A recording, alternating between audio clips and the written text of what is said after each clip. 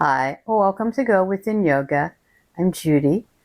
Welcome to this practice where I'm continuing to explore moving through grief. A few weeks ago, I talked about your mess is your message. So I lost my mom at the time of this filming a little over a month ago. And I figured, I'm not the only one. You can lose a loved one. You can lose a beloved pet. You can lose anyone. And so I thought I would share the practices that I'm using and the things that I'm learning. And no, look, Bandit. You probably will. Today's practice is centered around Svadhisthana, your second chakra, your sacral chakra, which is roughly below your belly button. It has many connections, but the one that we're focusing on today is emotional connection to your feelings. Because oftentimes we don't want to feel our feelings because we feel like if we feel our feelings, we're going to drown. And we will never get out of the hole that we're in, right? Wrong. You only dig your way out if you allow yourself to feel your feelings. So I'm going to suggest a couple of props for today's practice. I've got a bolster back here. That one's optional. I am sitting on a block. I'm going to definitely suggest that you at least have the block. You can get away with just the bolster as well. So go ahead and gather that up. Maybe grab a journal so you can jot down whatever rises up. And join me back on your mat. And begin by taking an easy seated position. Maybe rock a little bit back and forth. Hopefully you're sitting up on a prop. And coming to stillness in the center. If you are not breathing, this is a really nice, calming, grounding yin yoga practice, which is perfect in the Northern Hemisphere, also in the Southern Hemisphere, actually. We're moving between seasons. In the Northern Hemisphere, we're moving between spring and summer. And in the Southern Hemisphere, you're moving between fall and winter. Yes. Hopefully I've gotten that right. So every time we move between the seasons, when we're in that transitional space, it's a really good idea to really ground and get present and get centered so that we make a smooth transition. Go ahead and close your eyes if it's comfortable. Take a few deep breaths. In through the nose and out through the nose if that's comfortable.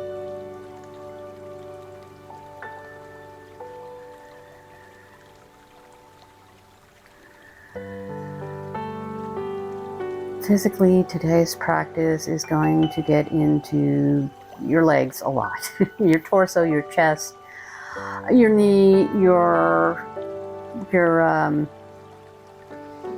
legs.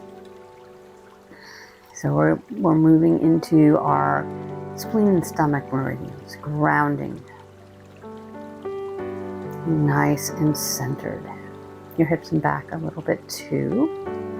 I'd like to read this as you are centering yourself before your practice, letting go of what came before.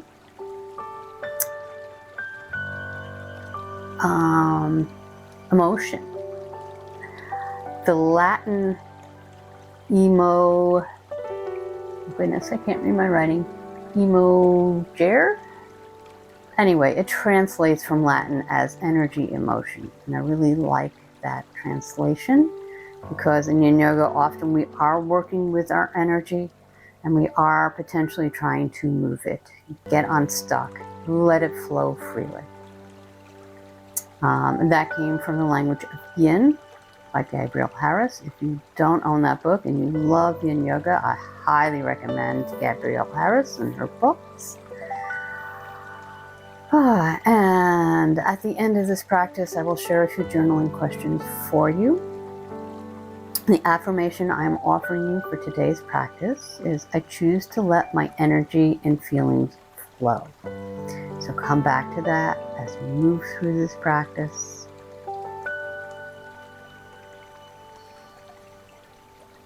Go ahead to end your centering. Take both hands to your heart. Feeling your heart beat beneath your hands. Already noticing, has anything shifted for you since you got on your mat today? A couple more deep breaths here. And slowly allow your hands to come down. If you haven't set your own intention for this practice, now is a great time. I'm going to come on off my block. I am going to set it aside. We'll need that later in the practice. Grabbing my bolster.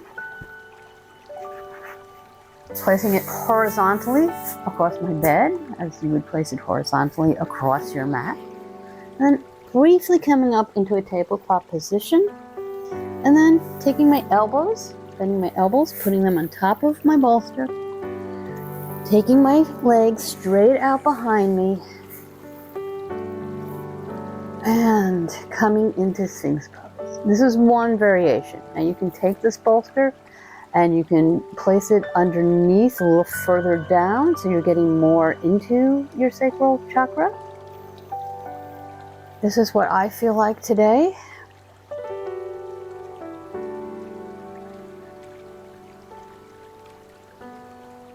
You can also move your arms forward if this feels like too much pressure in your low back.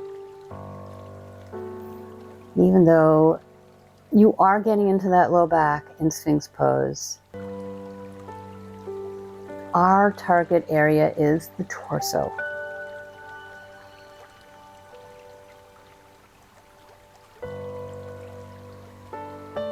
Our stomach meridian runs through there.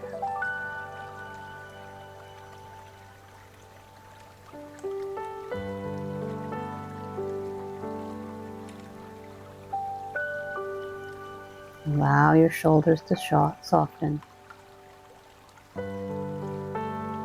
Allow your face to soften.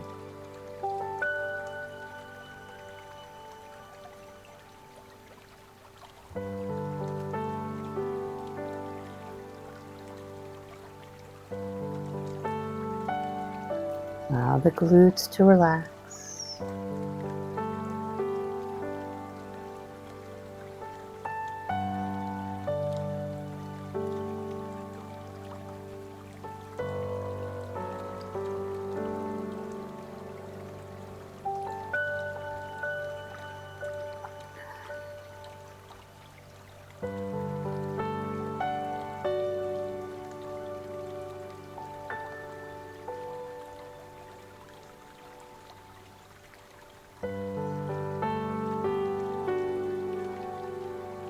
Maybe tuck the chin just a little bit. See how that feels. I allow my emotions and feelings to flow freely. And the sacral chakra is also about sensuality. It's about a feeling of joy, a feeling of play, creativity. But when we're not connected to our feelings, it's hard to have that sense of play, that sense of creativity, that sense of motivation. Motivation, of course, more aligned with our solar plexus chakra. And last couple of breaths here. And go ahead and push back so that you're coming into child pose. And your hips are coming onto your heels. And just take a few breaths here. We'll counterpose to the pressure on your back. And then move your bolster off to the side. Come forward so that you're laying all the way down. Elbows out to either side. Stack one hand on top of the other. And go ahead and take your forehead on top of your hands. I'm just going to keep my head lifted so you can hear me. And we are here for a rebound to feel the energy moving around our body potentially. We're here for a short time.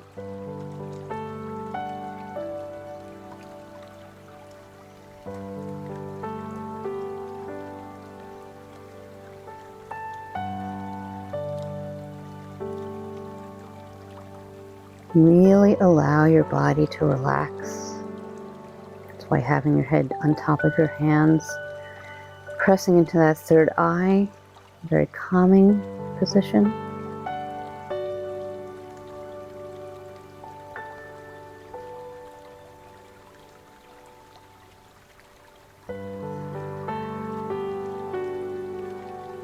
Feeling the back of your body opening.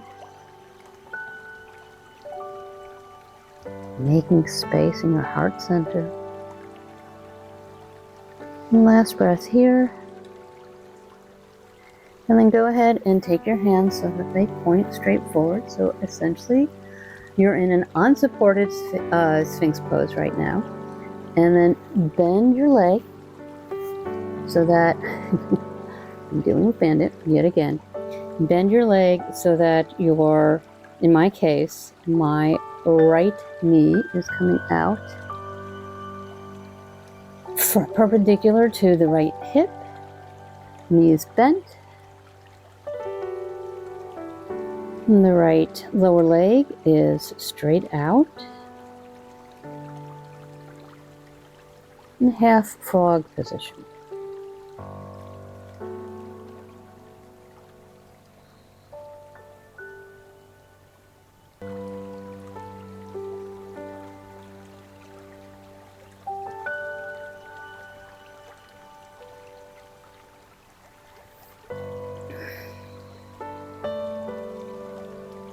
And here we're targeting those inner legs.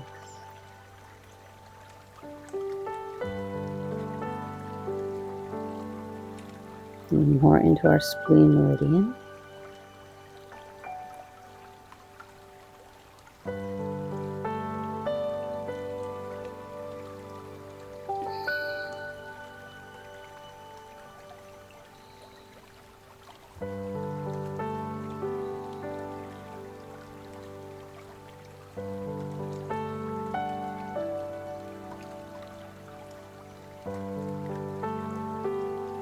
And this begins to feel like a lot on your shoulders. You can actually just take your head in your hands. And then you're not carrying all the weight on your shoulders. You might make it feel a bit more comfortable in your body.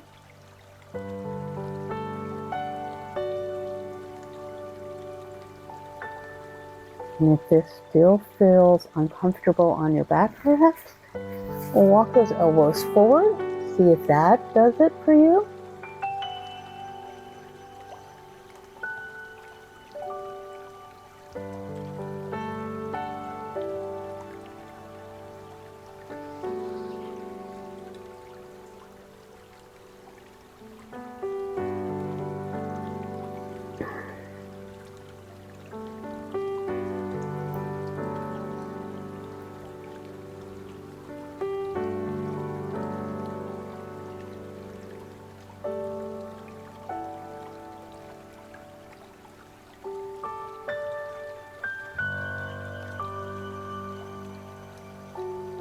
And last couple of breaths here.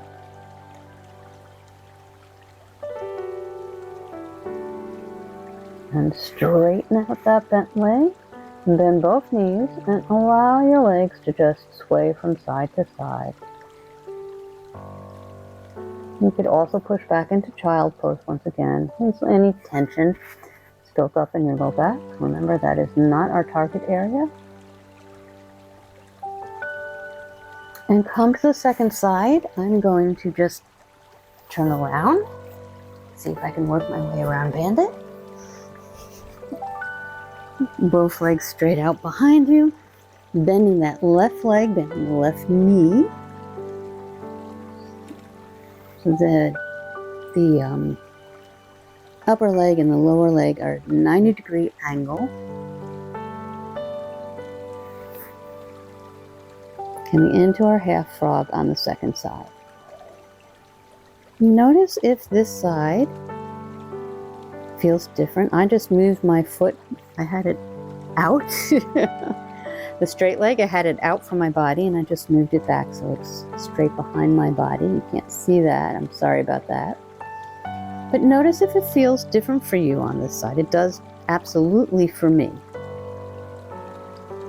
This hip feels a little less willing to stay in this pose.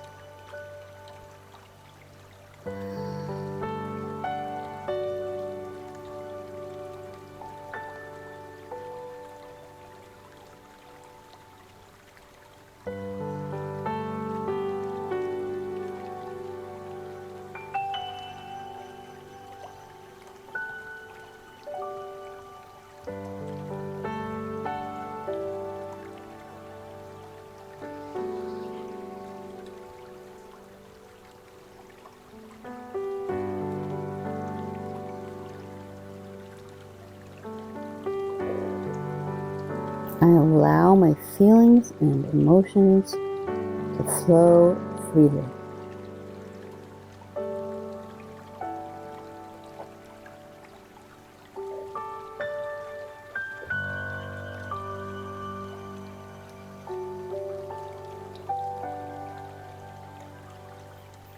Again, maybe walk your elbows out and put your chin into the palms of your hands. Feeling the sensation in your inner leg.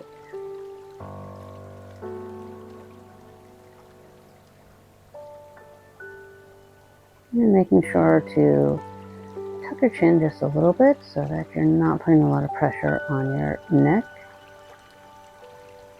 Neck and back like to move together.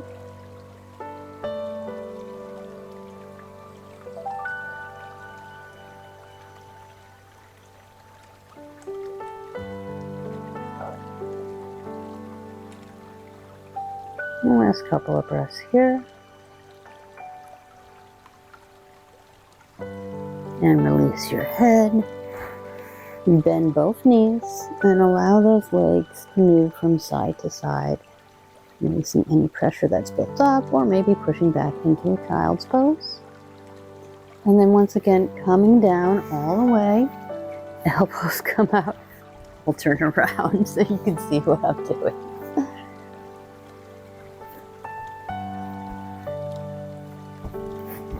Coming down onto your stomach, both legs straight out behind you, elbows out to either side, back into our crocodile pose for the rebound.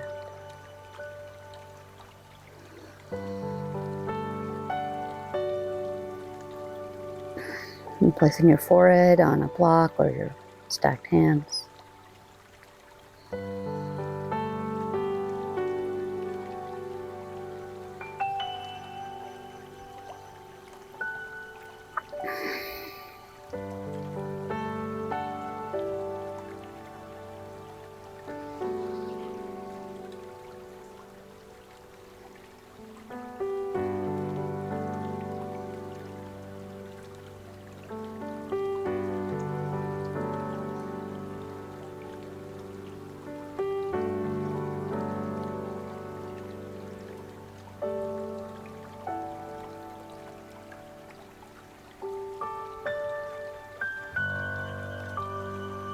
And the last couple of breaths here.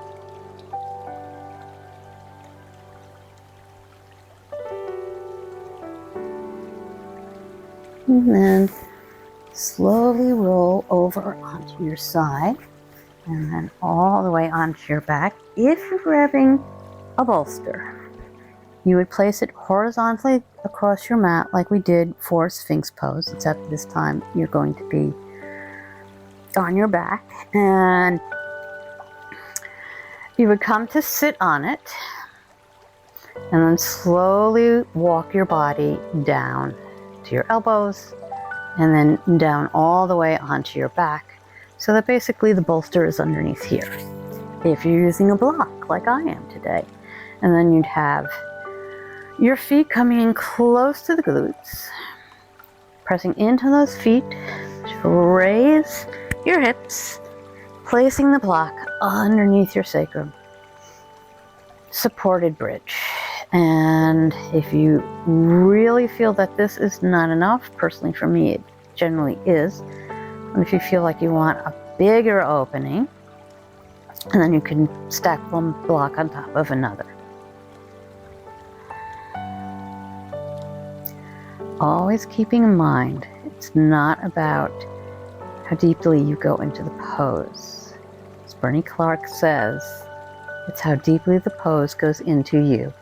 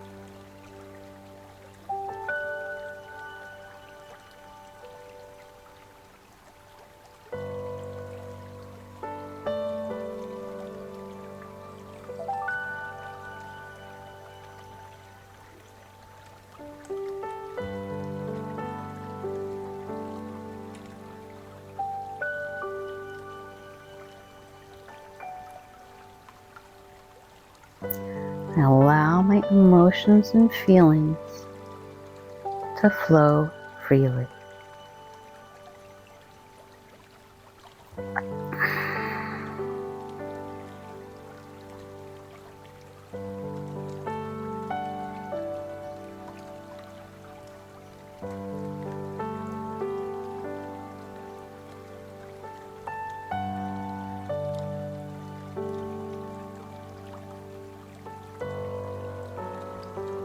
And if your stomach ever gurgles while you're in your yin yoga practice, it may be an indication that you're moving from your sympathetic nervous system into your parasympathetic nervous system. And that is what these practices are designed to help you with. One of the things. Both nervous systems are very important. They make up the autonomic nervous system. The problem is, most of us these days are stuck in our sympathetic nervous system.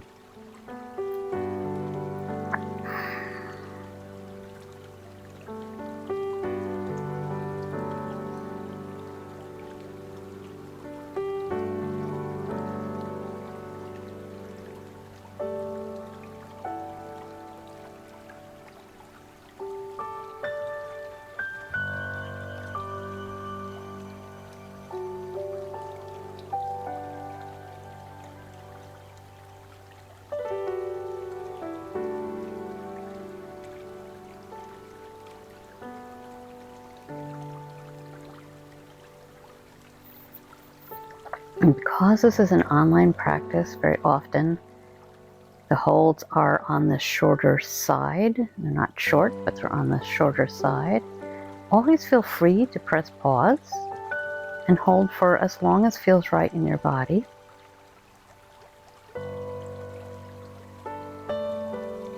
I say that because I'm really enjoying my supported bridge pose right now. Now for you, it could be totally challenging. We're all different.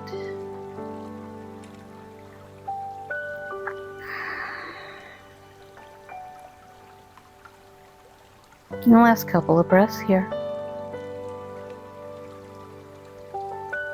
And whether you're on your bolster or on your block, Go ahead and reach and get a hold of your prop. Push into your soles of your feet to lift those hips. Remove the block. If you've got the bolster, you might want to keep it and push it down so it's under your knees. And then stretch one leg. Straighten off to the side a little bit, and then the other leg also straight out and fall open. Let your arms fall open. Take the Savasana pose. That feels right in your body today. I want to, as you are getting into Savasana, finding the right pose for you today, I just wanted to share, I hope, this quote that I read the other day, and it resonated with me, and I hope it does with you. Restore and nourishing the health of Savasana is a practice of grace and receptivity, and that comes from Honoring Loss by Moya McGinnis Matthews. I shared that book in the last couple of practices. It's one of the books I am reading at present, and I'm finding it helpful. And I talked last week a lot about when you're grieving, you need a lot of rest. When you're under stress, but especially being bereaved, having lost a loved one, human, animal, whatever it is, a job, a move, these are the big stressors in our life. And even though we might feel okay, we think we feel okay, most of us need a lot of rest at that time. A lot of people will try and push through. I'm fine. Be back at work in a couple of days. Exercise a lot because they don't want to feel the feelings. And when you don't feel your feelings, you don't move forward. You stay stuck. And nobody wants to stay stuck. But for the moment, stay in your Shavasana until you hear me speak again.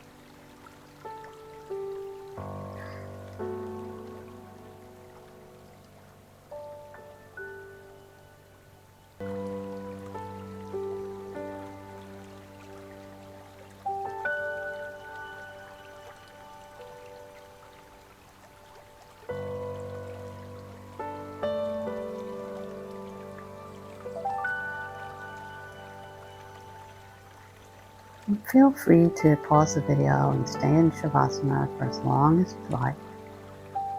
But if you're moving into the rest of your day, go ahead and allow your breath to deepen.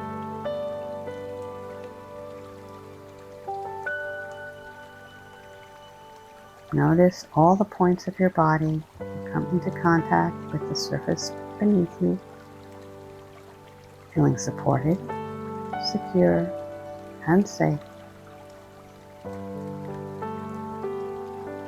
And begin to take any small movements you need to come back into this present moment.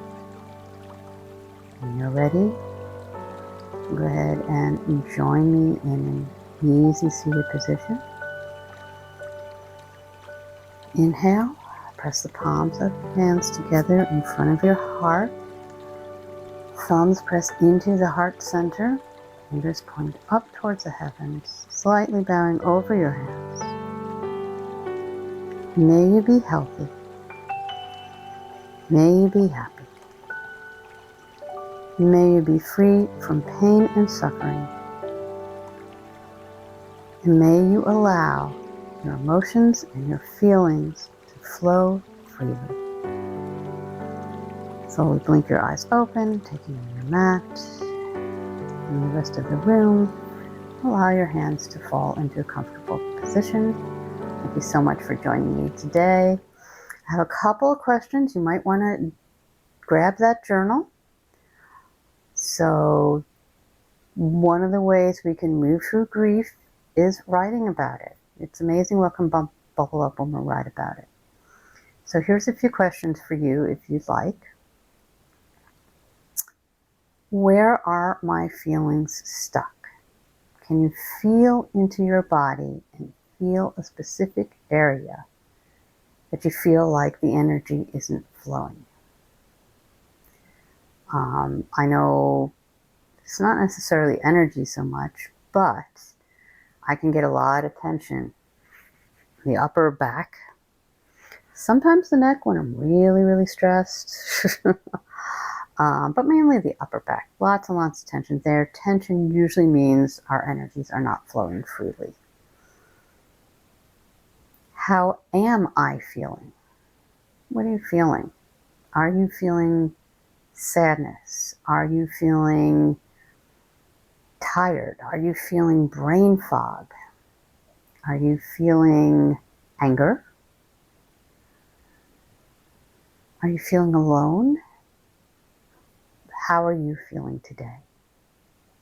And finally, why am I burying my feelings? Why am I not feeling my feelings?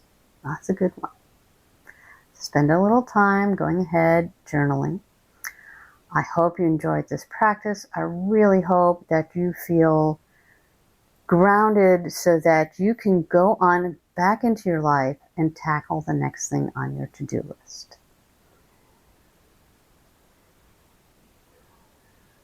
If you enjoyed this practice, please go ahead and click the like button if you'd like to practice with me again and help other people to find free yin yoga. Go ahead and subscribe and click the bell.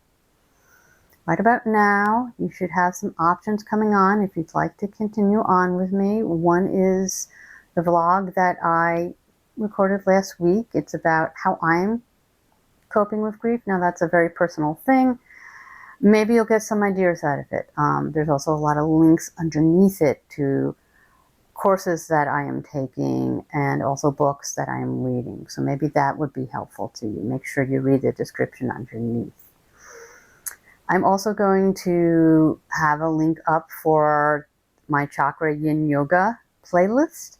There are 32, at least, videos in that playlist. I've done a lot of chakra work.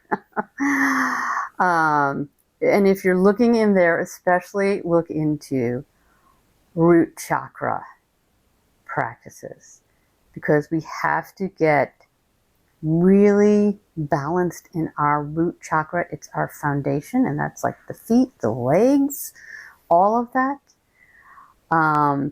If we don't get that strong foundation, it's easy to collapse. Okay, thank you so much for joining me today. I hope you have a wonderful rest of your day.